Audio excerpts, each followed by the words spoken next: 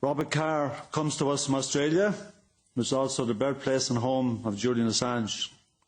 Robert, or Bob as he is known, was born in Sydney and attended the University of New South Wales. Before entering politics, he worked as a journalist. He entered the New South Wales Legislative Assembly in 1983 and the following year became a cabinet minister. By 1995, he was the Premier of New South Wales, an office he held for 10 years as the leader of the Australian Labor Party. He later entered federal politics as a New South Wales Senator and served as Foreign Minister under Prime Ministers Julia Gillard and Kevin Rudd. He retired from politics in 2013, but has maintained a presence in Australian public life, publishing a memoir, Run for Your Life, in July 2018.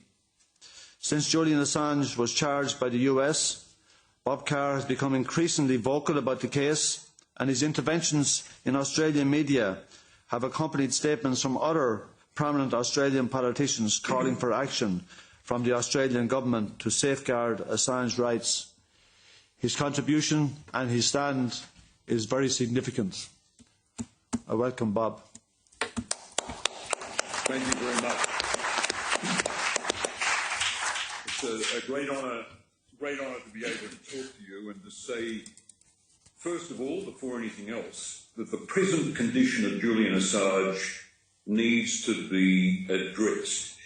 I think it's as brutally simple as this. If he were, God prevent, to die in prison, then the finger will be pointed with total justification at the political leaders who've allowed him to be, according to my understanding, in maximum security, conditions of maximum security, with intermittent access to his legal representatives.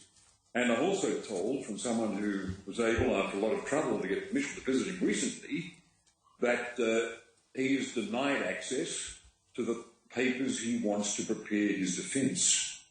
This can only add to the stress that has already been described. And I want to send a message to my friends in London to think carefully about holding a political prisoner like this in maximum security, and think of how you might be held responsible should the worst happen. So that's the first thing I want to make, but I take this opportunity to raise the matter of the precedent. I've given some thought to the precedent involved here in America's interterritorial reach. And someone said in The Guardian, one of the former collaborators of Julian Assange, Alan Rusbridger, he said, acknowledging all his disagreements with Julian Assange, he was quick to say this, and I quote from The Guardian of May 26 this year. He was quick to say, quote, imagine the precedents if the Trump administration gets away with this. Israel and India have extensive nuclear weapons programs, each protected by ferocious domestic official secrets acts. Think of the outcry if the Netanyahu or Modi governments attempted to extradite a British or US journalist to face life in jail for writing true things about their nuclear arsenals. And I can think of some precedents here that could involve an Australian journalist. Imagine an Australian journalist working with a group of Papuans somewhere in the UK, and he or she puts on a website material from the Indonesian government secrets. It's an exact analogy with the Assange case, were the Indonesian government, in such a working example, to attempt to extradite this Australian journalist from the UK to have him or her face trial in Jakarta. How comfortable would Australians be at that? Or in the case of an Australian journalist with something to say from official secrets about the way the government of Myanmar was dealing with the Rohingya people. Imagine an Australian in the UK with the opportunity to post secrets from the government of Myanmar. And imagine again the analogy, as far as I can see, is absolutely precise. The government in Myanmar reaching out to get that Australian extradited from the UK, put on trial in Myanmar for breaching that country's National Secrets Act. And think of an Australian, for example, with secrets from the Indian government about their behaviour in Kashmir, or from the government of Beijing about their policies in Xinjiang province in respect of the Uyghurs. An Australian could post this material, and then, given the precedent that would be established by what's happening with Julian Assange and the American attempt to extradite him, be the subject, providing the extradition treaty existed between the UK and these governments, of a bid to bring him or her from the UK to face trial in their countries. So the extraterritorial reach, using of all things the Espionage Act, which has got a very dubious history in the United States, used to imprison, I understand in its history, critics of America's involvement in World War I, is very disturbing. But it's not unique to the United States. And as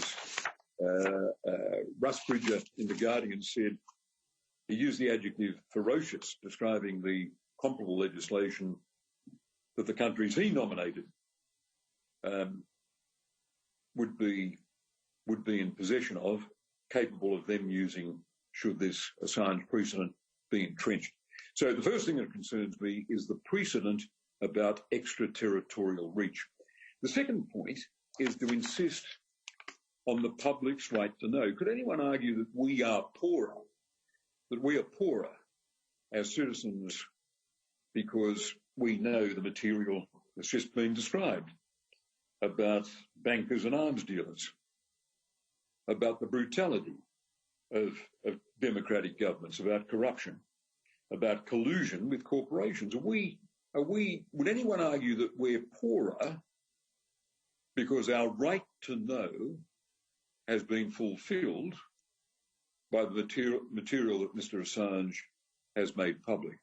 And more particularly, do we have a right to know that during the Iraq War, a war embarked on outside international law, it had no approval in a resolution of the Security Council? Famously, the US and the UK failed to secure such a resolution of the Security Council. This was not a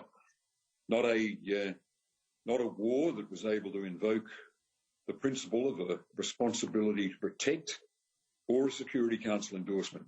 So in a war conducted outside the realm of international law, an atrocity was committed. Did we have a right to know that American service people in their helicopter were able to take the lives down below on the ground, recorded on film, on video, of Iraqi civilians? I think we did have a right to know. I think we're better, we're healthier because we know that happened. And I would have thought the better course for the authorities in the United States, rather in the spirit of Barack Obama pardoning Chelsea Manning, would be for the US to quietly drop this extradition. Especially with the third point I want to make. And I'm drawing on material from the Australian Department of Defence, secured on freedom of information. This deals with the question of whether lives were lost as a result of the airing of these secrets.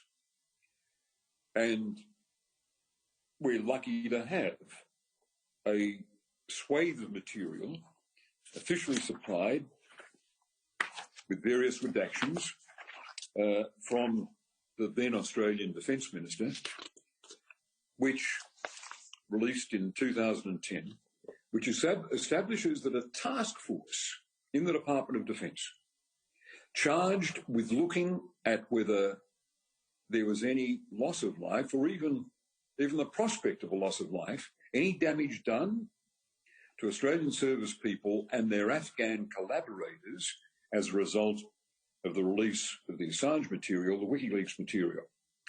And the conclusion of the task force was that no Australian collaborators in the Afghan population were compromised. Let me quote. The task force concluded that the leaked documents were tactical level operational reports containing, quote, information that is now sufficiently aged that it poses minimal threat, unquote. The task force says it was, quote, unlikely, unquote, that Australian or allied forces would be directly endangered by the leaks. The leaked documents did not contain, quote, any significant details about operational incidents involving Australians beyond that already publicly released, unquote. The task force also investigated whether, quote, WikiLeaks published any information that could put Afghan nationals at risk of retribution for their work with Australian forces. Continuing to quote direct from Australian Defence Department documentation. The investigation found that no Afghans with whom Australians had worked were identifiable other than those who worked with Australians openly, such as officials or community figures, unquote.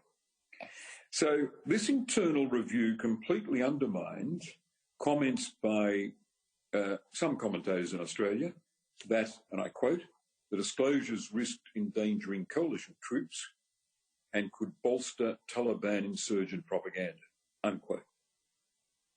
This is a very, very important release of the work by the conclusions of a task force in the Australian Defence Department.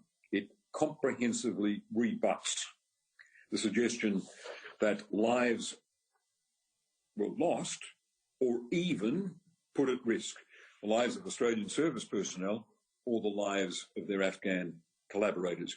And that reinforces the material that emerged during the Chelsea Manning trial when only one name was produced by the prosecutor, the American prosecutor, to make the point of damage as a result of these leaks, with the prosecutor, as I understand it, then having to retract because the release of that information didn't flow from WikiLeaks at all, but had been known, had been out there, known from another source entirely. So that's the second point I wanted to stress. The third point I wanted to stress, I should say, the fact that there is no proof of loss of life or even a threat of loss of life as a result of this release, the release of this material.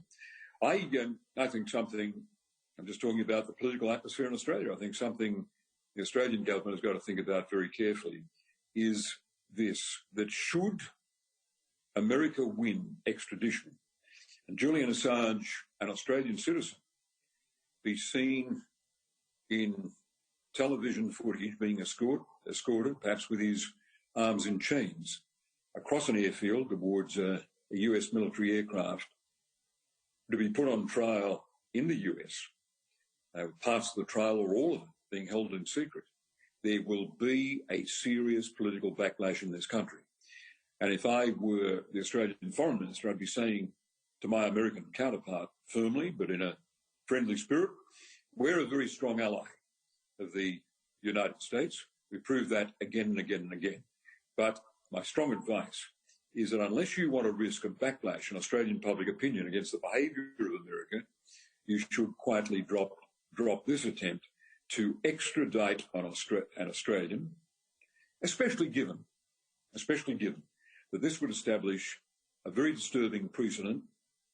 It would set back the right of the public to know about the behaviour of their governments, and especially as we Australians have confirmed that there was no loss of life and no lives even put at risk as a result of the WikiLeaks exposure.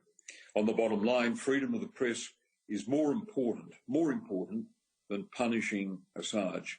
Just two things stand out as far as I'm concerned. One, he is an Australian, and the Australian government should intervene for his defence. and intervene strongly now to see that his prison conditions are alleviated.